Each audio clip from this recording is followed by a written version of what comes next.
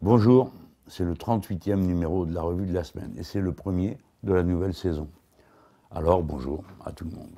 Bon, allez, on commence s'entraîner. Générique.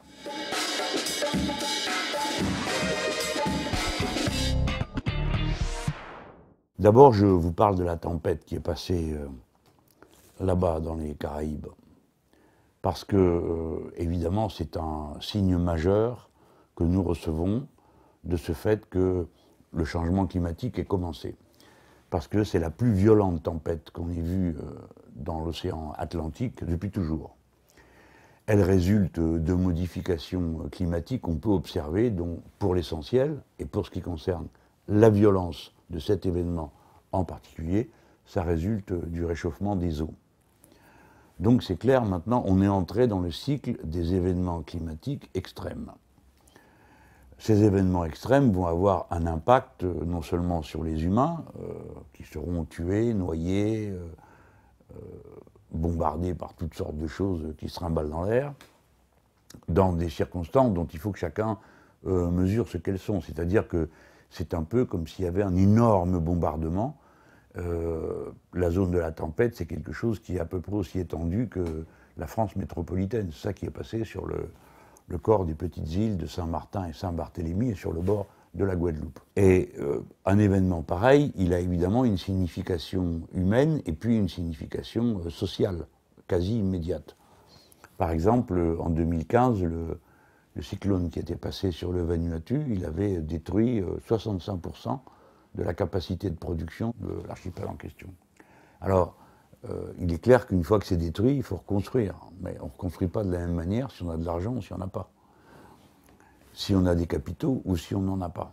Et si les gens qui sont capables de le faire sont toujours là, ou bien s'ils sont morts parce qu'ils ont été tués par la tempête.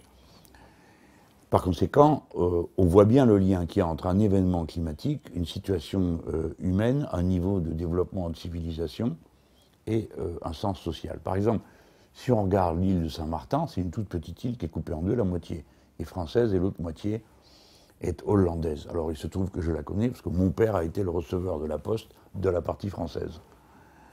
Et bon, c'est une toute petite île, mais pour son malheur, et à ce moment-là on croyait que c'était son bonheur, ont fonctionné là-bas, plein pot, la défiscalisation des investissements. C'est-à-dire, si vous achetez là-bas une maison, si vous investissez pour un bateau de plaisance que vous laissez à quai et que vous louez, eh bien cet investissement, il est retiré pour une bonne part de vos impôts. Mais la part que vous retirez de vos impôts, vous n'êtes pas obligé de la mettre là-bas, hein, donc vous pouvez la mettre ici. Alors, cet argent que vous aurez gagné en investissant là-bas, parce que vous gagnez de l'argent sur vos impôts, vous n'êtes pas obligé de l'investir là-bas, vous pouvez l'investir ici. Donc c'est un impôt complètement injuste. Ça coûte à peu près 1 milliard au budget de l'État tous les ans. Et il y a plein de gens qui disent, on ferait mieux de prendre le milliard en question, au lieu de le faire cadeau à ceux qui font ces investissements-là, hein, qui leur profitent, on devrait plutôt s'en servir directement comme un moyen de l'État pour construire ce dont on a besoin sur place. Et j'aime mieux vous dire que des besoins sur place, il y en a.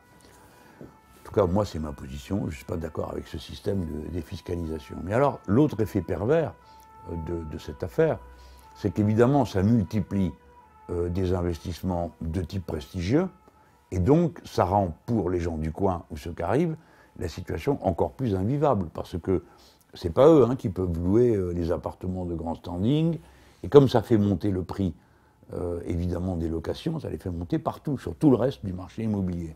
Résultat, vous avez sans doute des très belles marinas, ou on n'appelle même pas ça marina quand c'est chez les très riches, mais vous avez de plus en plus de bidonvilles. Les deux vont ensemble. Alors vous dites, c'est quand même curieux, ça va bien là, mais là ça a l'air d'aller plus mal. Ben oui, il y a un rapport entre les deux.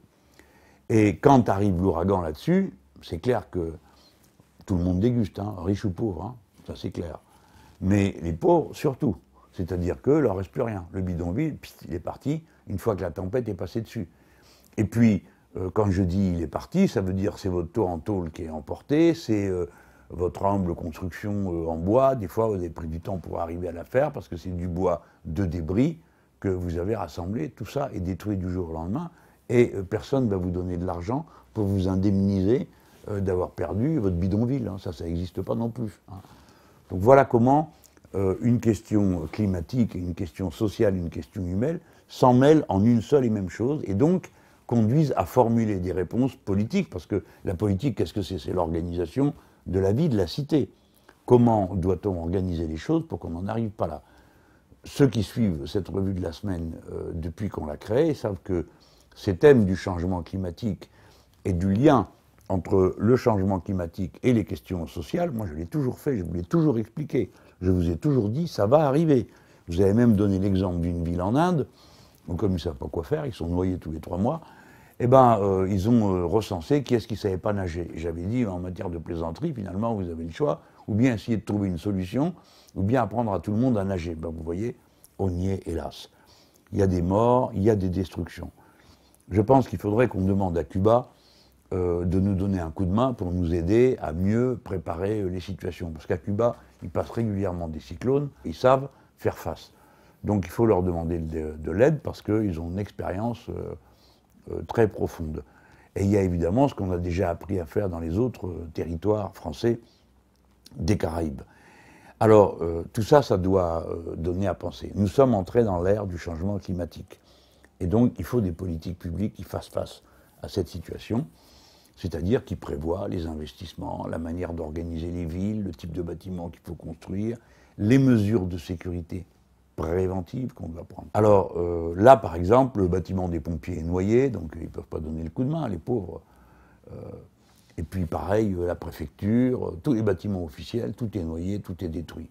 Il me semble qu'on pourrait faire preuve d'un peu de prévoyance. Et j'espère que maintenant, face à la destruction, on ne va pas se contenter de dire, bon, bah, on répare ici ou là les choses cassées, et puis, oh, le bobo, on recommence comme avant. Non, il faut changer complètement la manière d'organiser ces îles. Et nous autres, les Français, si on le fait bien, c'est-à-dire si on met tous nos moyens en action, parce qu'on en a des gens qui ont réfléchi à tout ça. Il ne faut pas croire qu'on ne sait pas faire, c'est une situation totalement nouvelle, alors on serait là comme des poules devant un couteau, c'est pas vrai du tout. Hein. On a tous les gens qui savent faire, qui ont prévu, qui ont réfléchi. Donc il faut leur donner la parole et il faut leur donner les moyens de travailler là-bas pour nous organiser une situation dans laquelle ce petit territoire, vous voyez, c'est aussi la France.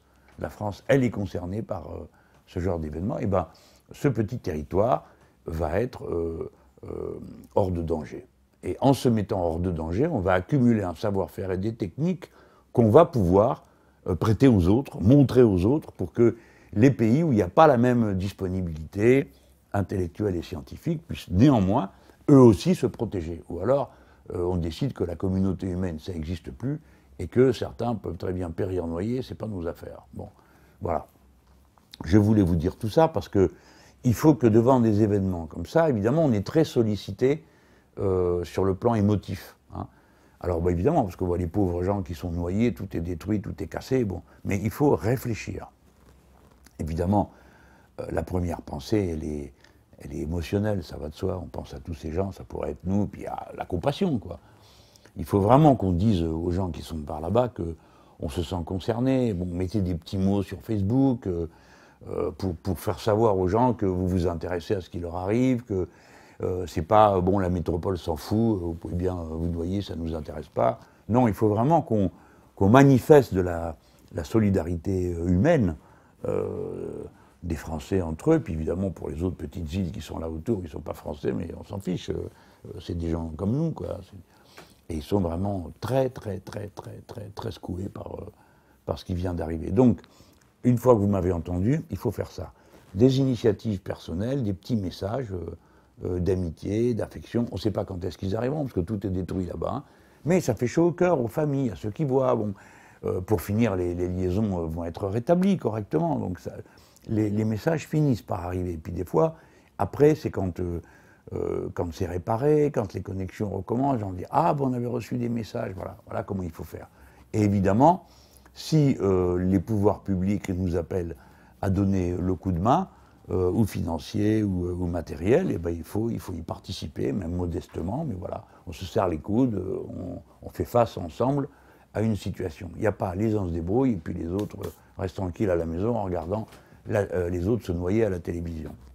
Voilà, je voulais vous dire tout ça parce que ça m'étonnerait que ce soit la dernière fois qu'on en parle dans cette revue de la semaine, mais petit à petit, il faut que vous vous habituez tous à l'idée que la civilisation humaine est mise en danger par le changement climatique. Vous avez vu l'aéroport d'Houston de ces gros malins d'Américains qui font des leçons à tout le monde, en attendant, puis tout était noyé. Bon. Mais le problème, c'est que là-bas, c'est pareil, il y a les riches et les pauvres. Alors les riches s'en sortent toujours, mais les pauvres, non. Vous n'avez qu'à voir, si vous vous renseignez, ce qui s'est passé en Louisiane. En Louisiane, la nature a tout détruit. Qu'est-ce qui s'est passé? Rien.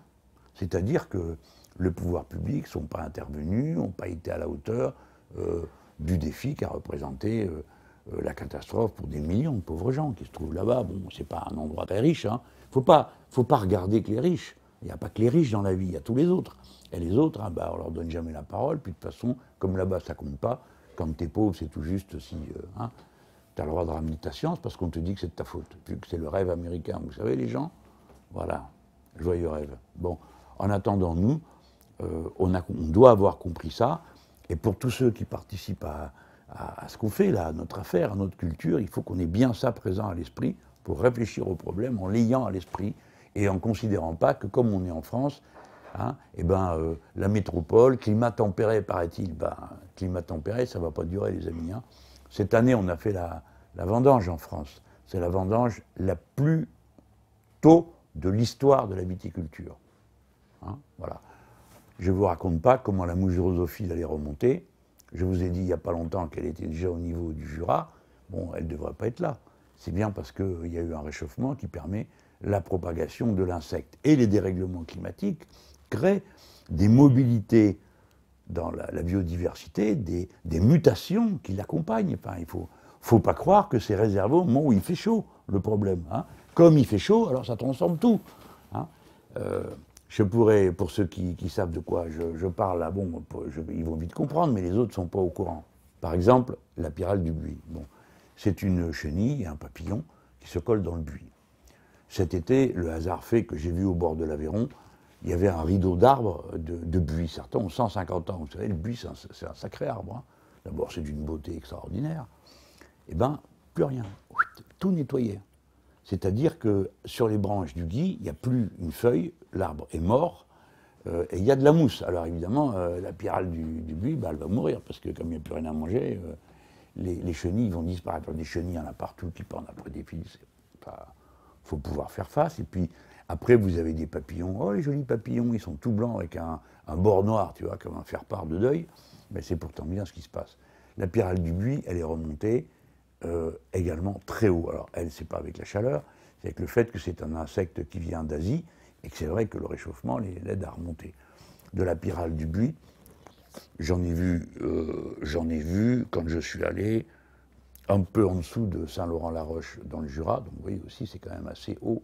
Et là c'était au bord de l'Aveyron, il y en a partout. Le buis en France est condamné à mort par la pyrale et personne n'a trouvé de solution encore pour savoir quoi faire pour l'empêcher de continuer. Je ne sais pas quand est-ce que quelqu'un va s'intéresser d'une manière un peu forte à cette histoire. Donc voilà, les gens, maintenant, on est là-dedans. Il faut faire face, il va falloir trouver des solutions ingénieuses et pas des solutions qui aggravent le mal. Voilà. Maintenant, je vous parle des Rohingyas. C'est une communauté, un groupe dans le peuple birman, qui sont de religion musulmane. Alors, du fait de leur religion, ils sont affreusement persécutés par la majorité de la birmane. Enfin, on ne va pas mettre tout le monde dans le même sac, ça ne serait pas juste, vous le savez bien, mais qui sont bouddhistes. Alors, bon, vraiment, pour les pauvres Rohingyas, c'est pas de peau. Ils sont musulmans, ce qui fait que tout le monde les regarde de travers, parce que dans le monde entier, il y a une campagne permanente contre les musulmans, du fait des actes terroristes qui se réclament de l'islam politique. Donc, tous ceux qui ont intérêt à ça, puis ils font un gros sac, ils mettent tout le monde dedans. Et puis, quand il y a des gens qui disent attention aux mots qu'on emploie, parce qu'il ne faut pas d'amalgame, alors vous avez un petit groupe qui intervient, qui dit attention, les pas d'amalgamistes veulent nier la réalité. Autrement dit, on n'a rien le droit de dire. C'est-à-dire, dans le sens inverse, on a le droit de dire n'importe quoi contre les musulmans, et c'est bien. Voilà. Et bien moi, je ne suis pas de cet avis-là. Et alors là, en Birmanie, ces pauvres Rohingyas, donc je dis d'abord, ils sont musulmans, donc ils sont mal vus, et deuxièmement, ceux qui leur tapent dessus, ce sont des bouddhistes. Alors, à l'inverse, dans nos pays, les bouddhistes, ah c'est formidable, ils sont gentils, et c'est le Dalai Lama, ils font des sourires, bon, tout ça. Hein. Donc, vraiment, c'est pas de peau. Un, être musulman, et deux, avoir sur le dos des bouddhistes qui sont censés être gentils. Naturellement, ils ne sont pas plus gentils que d'autres, c'est pas parce qu'ils sont bouddhistes qu'ils sont plus méchants ou plus gentils, c'est pas le sujet. Pour l'instant, et dans cette circonstance, ils sont stupides et criminels. Bon. Donc, nous, il faut qu'on soit sensible à ça, et puis qu'on ne donne pas le sentiment qu'on s'en fiche parce que ce sont des musulmans. Hein. Ça serait pire que tout. Donc moi je crois qu'il faut donner le coup de main aux mobilisations qui se font ici, là, à la prise de conscience, et nous-mêmes il faut le faire. Alors je ne sais pas si vous avez vu la déception. La prix Nobel de la paix, pendant des années, on nous a expliqué quelle personne parfaite c'était, etc. Et c'est vrai que la fille, elle luttait, elle a sacrifié sa vie à ça, hein. Elle luttait contre la dictature qui était au pouvoir en Birmanie à l'époque. On a mis le prix Nobel de la paix, là tout le monde l'attendait en disant elle va dire quelque chose pour dire c'est pas possible, vous pouvez pas continuer comme ça. Non, non, pas du tout. Elle dit rien. Et du peu qu'elle dit, on ne préfère pas en parler tellement c'est mauvais, quoi. Bon, donc, essayez de vous renseigner un peu, parce que comme ça, pour la suite des événements, vous saurez que ce n'est pas la religion qui fait qu'une personne est bonne ou mauvaise. Hein.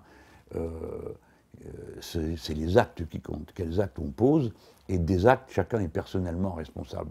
Moi, je me fiche de savoir de quelle religion est celui qui jette un pauvre Rohingya au feu, ou qui le jette à l'eau, ou qui détruit tout son village. Hein, ça m'est égal. Ce qui compte, c'est que cet acte est condamnable et qu'on ne peut pas être d'accord dessus. Je vous parle de la Corée du Nord. Bon, déjà, on découvre que la plupart des choses qu'on nous avait racontées sur ce pays ne sont pas vraies. Parce qu'on nous avait dit, c'est une catastrophe totale, ils ne savent rien faire, ils sont dans la famine, il y a un tout petit groupe qui... quoi. C'est pas vrai, c'est pas passé comme ça. Je ne dis pas que le résultat est reluisant, hein. Pas du tout. Mais ils ont quand même eu la capacité de fabriquer une bombe. Alors on dit en achetant des recettes aux autres, bah, peut-être bien, mais enfin, eux, ils l'ont fait, la bombe. Il y en a d'autres qui ne l'ont pas fait. Et deuxièmement, ce qui est beaucoup plus compliqué à faire, parce que je vais vous dire une chose, si vous faites une bombe, qu'est-ce que vous en faites? Si vous la faites éclater dans votre jardin, ça ne pose pas de problème aux autres, enfin, sauf les voisins. L'essentiel, c'est le missile. Si vous avez un missile pour tirer ça sur les autres. Et la Corée du Nord a fait un missile, et ils en ont fait une démonstration qui est inacceptable. Alors, des gens me disent, mais on vous a entendu condamner la Corée du Nord. Ben, on ne comprend pas parce que les Américains sont responsables par leur gesticulation militaire. C'est vrai que les Américains ont été faire des manœuvres avec la Corée du Sud, c'est pas le sujet. Le sujet, c'est que nous, Français, nous sommes contre la dissémination nucléaire. Contre qui que ce soit. Hein, qui que ce soit. Même nos... je ne sais pas si on a des amis quelque part dans le monde, on a surtout des intérêts, mais qui que ce soit, nous sommes contre le fait que l'armement nucléaire se répande. Alors, certains me disent, oui, mais vous, les Français, vous l'avez, la bombe, alors vous ne pouvez pas reprocher aux autres de la faire. Bah si, ça fait partie de nos moyens de défense, à nous, les Français. Moins il y a de gens qui ont une bombe nucléaire, moins on a le risque d'en voir une arriver chez nous, pour une raison ou pour une autre. Hein. Donc nous sommes contre, qui que ce soit. Par conséquent, la Corée du Nord fait une bombe atomique, nous sommes contre. Nous dénonçons et nous disons arrêtez. Nous ne sommes pas d'accord avec ça. Deuxièmement, il y a quand même un franchissement incroyable. Ils ont quand même essayé de tirer des missiles. Ils ont fait la démonstration qu'ils pouvaient taper le Japon ou taper les alentours des Nord-Américains. Mais c'est pas acceptable, ça. Vous ne pouvez pas, pour des motifs de détestation politique, et vous savez que moi je n'ai aucune sympathie pour les États-Unis d'Amérique, hein, en tant que gouvernement, et puis aussi pour le reste, leur folklore, tout ça. Bon, mais ça, c'est une affaire plus personnelle. Même si je suis un amateur de littérature et de cinéma américain, pas tout le cinéma américain actuellement, c'est plutôt une forme d'expression qui cherche à nous bourrer le crâne. Mais la littérature américaine et tout ça, je le dis parce qu'il y a toujours des gens qui viennent chercher mal dans tous mes propos.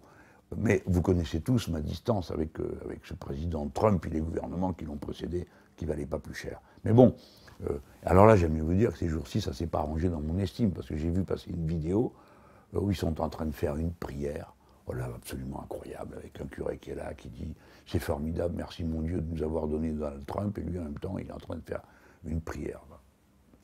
Incroyable. Imaginez-vous n'importe quel autre pays au monde où on verrait le président de la République entouré d'une bande d'illuminés, en train de faire une prière solennelle. Bon, on dirait, mais ils sont tous tombés sur la tête, ou c'est inacceptable. Un responsable politique n'a pas à exprimer sa conviction religieuse personnelle, parce que dès lors qu'il est le représentant de sa nation, eh ben, il représente tout le monde. Et la meilleure manière de représenter tout le monde, c'est de garder pour soi sa conviction religieuse. C'est une affaire intime, privée. On n'a pas à déballer ça et à l'imposer à tous les autres. Bon.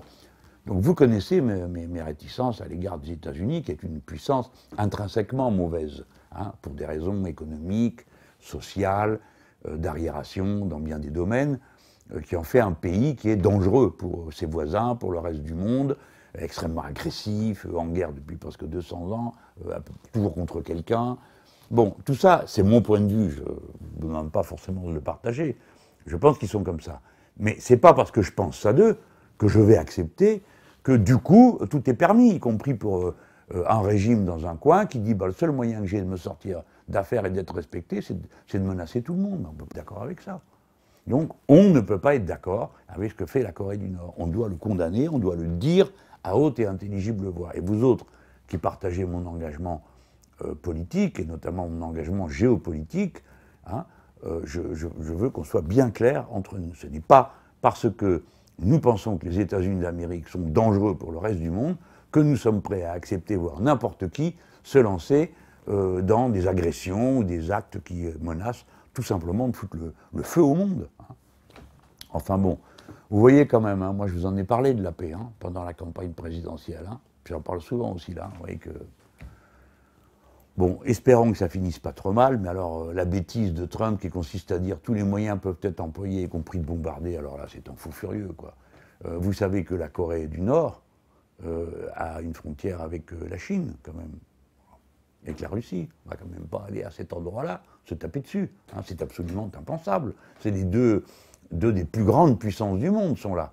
Donc c'est pas une réponse, hein, il fallait y réfléchir avant. Alors la superpuissance, au lieu d'aller faire la guerre en Afghanistan, de fiche une pagaille indescriptible dans tout le Moyen-Orient et d'agresser le pauvre petit Venezuela, hein, il aurait peut-être dû s'occuper de savoir ce que les autres étaient en train de faire et quels moyens on avait d'arrêter ça. Parce que par exemple pour l'Iran, on a trouvé le moyen d'arrêter. Il y a eu des sanctions, puis il y a eu des discussions et un retour à la raison. Les Iraniens, le gouvernement iranien, que je désapprouve totalement, a fini par accepter un compromis, hein, dans lequel il ne faut pas de bombes. On dit ils peuvent peut-être la faire, peut-être bien, mais en attendant, ils ne la font pas. Et c'est autant de temps de gagner, autant de place de donner à la raison, à la capacité de s'accorder, de faire en sorte qu'un régime ait plus intérêt à ce que la situation reste détendue qu'à jouer sur les tensions. Là, on n'a rien fait de tout ça. La superpuissance est juste bonne à agresser des gens qui ne sont pas capables de se défendre en général, ou qui, à la fin, finissent par lui mettre une raclée, comme ça a été le cas au Vietnam. Mais c'est tout ce qu'elle sait faire. Elle ne sait pas anticiper, elle ne sait pas avoir des rapports intelligents qui anticipent les événements et permettent de prendre pied. Non. Tout ce qu'ils savent faire, c'est remuer les mécaniques, menacer tout le monde, bon, poser des actes absolument invraisemblables, les gens. Vous avez vu cette histoire de bombes qu'ils ont jetées en Afghanistan? Non, vous n'êtes pas au courant. Les Américains ont tiré, il y a quelques mois de ça, la plus grosse bombe de l'histoire humaine jusqu'à la bombe atomique. C'est juste le cran en dessous. Mais c'est une bombe, comme ils mettent avec des guillemets, conventionnelle. D'accord? Elle n'est pas nucléaire. Plus grosse bombe jamais jetée en Afghanistan. Qui ils ont tué avec ça? Commencez sur place.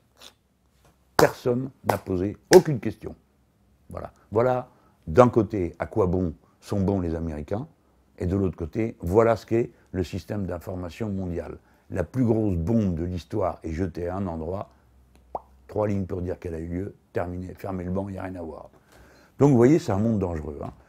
Bon, nous, on doit faire preuve de sang-froid et essayer de toujours maintenir ouvert un chemin qui permette de trouver un débouché pacifique. Alors, je suis assez content de voir que M. de Villepin a dit des choses qui sont à peu près ce que je suis en train de vous dire.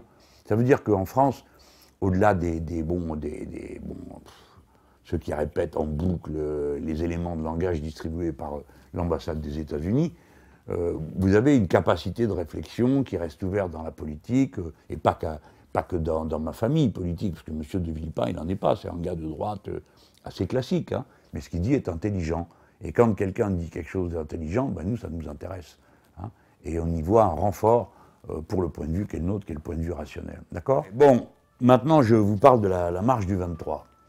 J'ai plusieurs choses à vous dire, à vous qui m'écoutez, parce que c'est important que bon, on soit bien en phase sur ce qu'il y a lieu de faire et de dire autour de nous.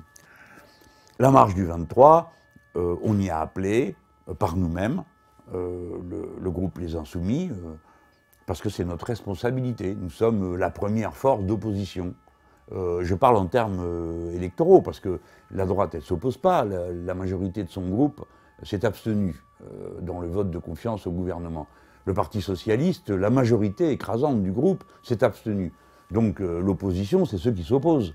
Et dans ceux qui s'opposent, bah, c'est nous qui sommes les plus nombreux et qui avons fait le plus gros score aux élections, notamment à l'élection présidentielle. Donc on a une responsabilité, il faut être à la hauteur de cette responsabilité.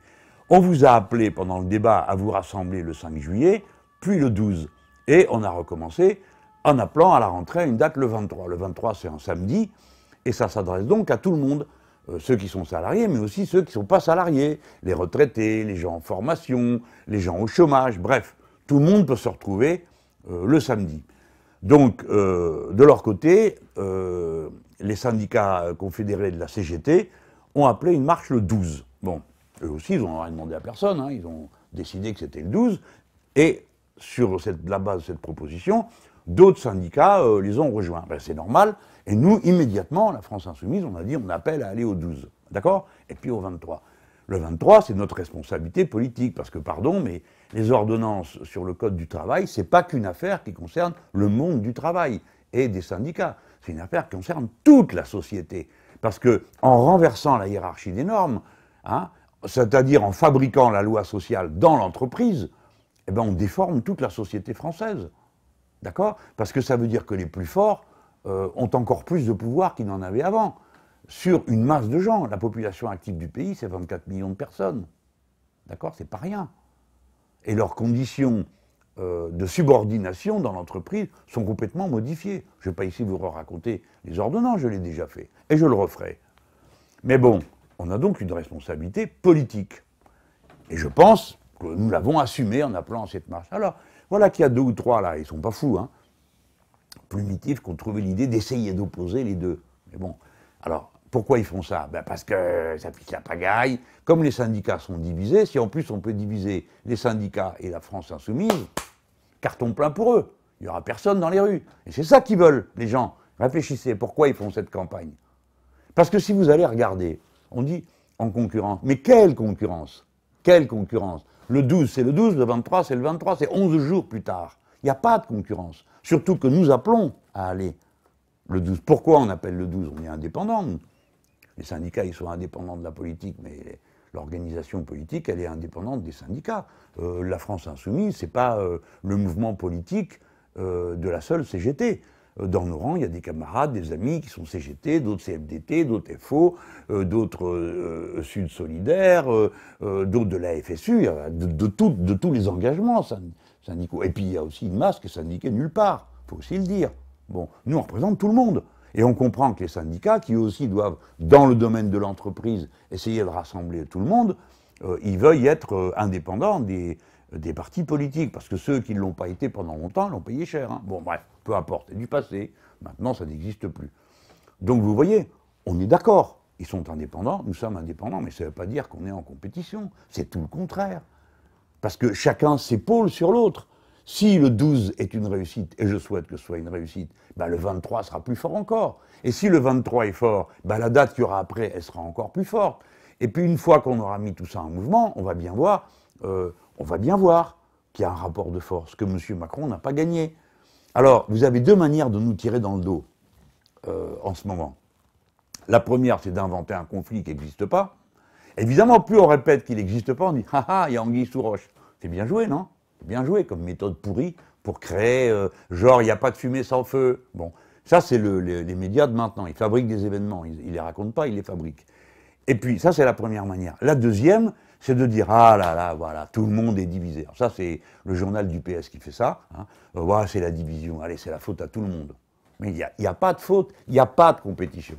Alors, le 23, ça se présente bien. Le 12 aussi, hein, de ce que j'ai entendu. Et l'autre jour, on a vu Philippe Martinez pour la CGT, il nous a dit que, bon, il sentait que ça venait bien, quoi. Moi aussi, je sens que le 23, ça vient bien. Je pense qu'on va être très nombreux. Et alors, je veux mettre les choses bien au point. C'est pas ma marche, ma manif. J'ai pas besoin de manif, moi, pour exister. Hein. Ça va. Et la France insoumise non plus, c'est pas son sujet. C'est la marche du peuple. Elle appartient à tous ceux qui veulent venir. D'accord? Et si vous avez absolument besoin de venir avec votre drapeau, venez avec votre drapeau. Ce que je vous dis surtout, plutôt que des drapeaux, ayez des pancartes sur lesquelles vous mettez des mots d'ordre, des explications. Si vous avez une chose à dire et que vous avez quelques papiers à distribuer, faites-le. Parce que comme ça, les gens apprennent dans la manif. Moi, dans la manif, j'aimerais qu'on voit, par exemple, les jeunes, il y en aura partout, hein, des jeunes, mais ils venaient avec des pancartes, avec dessus les choses qui concernent la situation de la jeunesse, vous voyez, sur l'histoire des APS, sur tous ces sujets, les menaces, vous avez peut-être vu qu'ils veulent faire un bail, quand vous louez un logement, alors sur le bail, il sera marqué la durée pendant laquelle vous avez le droit d'occuper le logement sera la même que celle pendant laquelle vous avez un contrat de travail. C'est vraiment le truc pourri, quoi. Vous perdez votre job, vous perdez votre logement en même temps. C'est incroyable, non? Eh bien ça, ils veulent le faire. Donc il y a plein de choses. Ils veulent mettre un examen à l'entrée des facultés. Bon. Donc je parle de la jeunesse qui fait des études, qui veut en faire. Il y a ceux qui sont dans l'apprentissage aussi, qui font des études, qui doivent pouvoir revendiquer sur leurs conditions. Toute la jeunesse de l'enseignement professionnel, bon, faites quelque chose, quoi. Battez-vous, défendez vos droits, faites avancer votre condition. Bon. J'aimerais aussi, par exemple, s'il pouvait y avoir un beau rassemblement dans la marche avec les pancartes contre l'état d'urgence permanent. Vous savez qu'ils vont rendre l'état d'urgence permanent. Ils vont tout foutre dans une loi, et puis tout ce que contient aujourd'hui l'état d'urgence, ben, ça sera tout le temps. Voilà. C'est malin, hein. Ils ont dit, on ne peut pas avoir tout le temps l'état d'urgence, donc on aura tout le temps l'état d'urgence. Voilà. Donc il faut qu'il y ait des choses comme ça, beaucoup de pancartes et tout. Et là où je suis assez content, je dois vous le dire, c'est que déjà on m'a dit qu'il y avait aussi des syndicats qui allaient s'emparer du 23, qui viendront le 23 avec eux. Alors ça me fait plaisir. C'est à eux, hein, de le dire, c'est pas à moi. Mais une très bonne nouvelle qu'il y a eu, c'est que Benoît Hamon a décidé d'appeler à la marche du 23. Alors mes amis, je sais que parmi vous, il y a beaucoup de, comment dire, de ressentiment, quoi, hein, on va appeler ça comme ça, d'aigreur. Parce que le maintien de sa candidature, alors qu'il était évident qu'il ne ferait pas beaucoup, a contribué aussi au fait qu'on n'arrive pas à être au deuxième tour. Mais bon, les amis, on ne fait pas de la bonne politique avec des rancœurs. Hein. Ça ne sert à rien. On ne réécrira pas l'histoire, on ne fera pas rentrer le dentifrice dans le tube, et on ne peut pas rembobiner le film. Donc essayons d'être positifs. Surtout que le gars, il a cotisé. Moi, j'avais dit la condition pour s'entendre avec nous, c'est d'être d'accord pour s'opposer au gouvernement. Il l'a fait. Il l'a fait. Il appelle à la marche contre. Et puis, deuxièmement, il a quitté le PS. Bon. Le PS, ils lui tirent dessus tant qu'ils peuvent. Hein. Alors, c'est à nous d'ouvrir les bras. On va pas passer notre vie à ressasser. Bon. Il a pris de sa propre initiative une décision. Il s'est avancé. À nous maintenant d'être corrects. Et vraiment, je vous demande, les gens, quand vous serez dans la rue, que vous allez le croiser ce jour-là, on n'a pas encore réglé comment on va faire ça, il va appeler ses amis à participer à la marche, peut-être qu'ils viendront en groupe, je ne sais pas, peut-être. Vraiment, j'ai vraiment besoin que ça soit nickel, que ça soit un bon accueil. D'accord? Parce que nous, on a une responsabilité, nous autres, hein, particulière, les insoumis. C'est que maintenant, c'est à nous hein, de savoir faire avancer les choses. Alors bon, il y en a qui seront toujours grincheux, toutes les occasions sont bonnes pour me jeter des pierres, dire du mal de moi. Bon, alors, je fais une chose, c'est pas bien, je la fais pas, c'est pas bien non plus. Bon, bref. Mais ça, on va pas s'en occuper, ça compte pas. Hein. Ce qui compte, c'est les actes positifs. Les gens qui essayent de se dépasser. Alors bon, les pires hypocrites, c'est ceux qui disent ils savent pas rassembler. Tu parles, ils passent leur temps à dire qu'ils veulent pas venir avec moi, puis après ils me reprochent de pas se rassembler. Bon, mais ça, il faut qu'on soit à la hauteur de la responsabilité qu'est la nôtre. Donc tout ça, c'est des histoires marginales. Il ne faut pas trop leur donner d'importance. Mais là, il y a un acte fort. Le candidat des socialistes à l'élection présidentielle décide d'appeler à la même marche que nous, et il est tellement d'accord avec une manière de regarder, on n'est pas identiques, vous le savez bien, ça se saurait, hein, qu'il a quitté le PS. Donc ça, nous, on ne peut pas regarder ailleurs. Parce qu'on a trop voulu que ce soit ça. Et à tous les socialistes qui décideraient de rompre les rangs, et de participer à la marche et puis à tout ce qu'on voudra ensuite ensemble, et ben on souhaite la bienvenue. La bienvenue, et ben avec tout le monde. Hein. Le temps des cartels et de tout ça, c'est fini. Maintenant, on est un mouvement.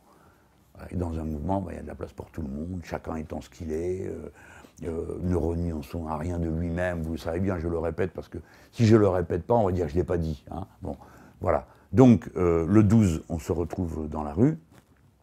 Et puis, pour ceux qui sont salariés et qui répondent à l'appel des syndicats, les syndicats CGT, FSU, Solidaire, hein, Solidaire, l'UNEF, qui est le syndicat des étudiants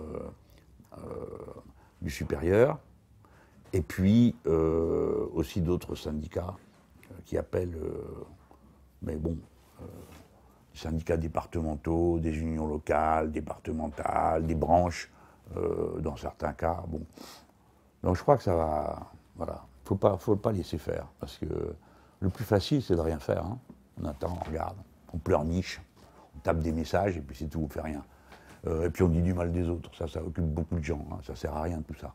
Ce qu'il faut, c'est, bon, allez, de l'action, de la réflexion, faire penser. Il faut que les gens, ils rentrent dans la lutte contre les ordonnances, ils apprennent ce qu'il y a dedans. Donc ils regardent, ils lisent, il faut expliquer, passer les tracts. Et puis il n'y a pas que ça. Les APL, qu'est-ce que c'est que cette histoire? Comment ça marche? Bon, l'autre, il s'apprête à supprimer les régimes spéciaux et le statut des cheminots. Pourquoi? Comment? Renseignez-vous. La vie est un sujet d'étude. Et c'est passionnant de savoir plus. Vous n'êtes pas cheminot, mais c'est intéressant de savoir ce qui se passe. Le rail en France, quelle importance il a, comment ça se passe, le personnel. Tout est intéressant. Et c'est comme ça, plus on s'intéresse, plus on développe sa capacité à comprendre, à faire des liens entre des événements qui au départ ont l'air assez éloignés. Donc nous, on peut résister que si on est conscient, si on a bien compris la situation, les enjeux, les raisons pour lesquelles les gens font une chose ou une autre. Hein, voilà. Donc nous, il faut tout le temps qu'on fasse ça. On fait le pari de la jugeote et de l'intelligence. Bon, allez, au revoir, à la prochaine. N'oubliez pas de mettre des pouces bleus, ça m'aide, et de vous abonner parce que ça montre que on ne travaille pas pour rien.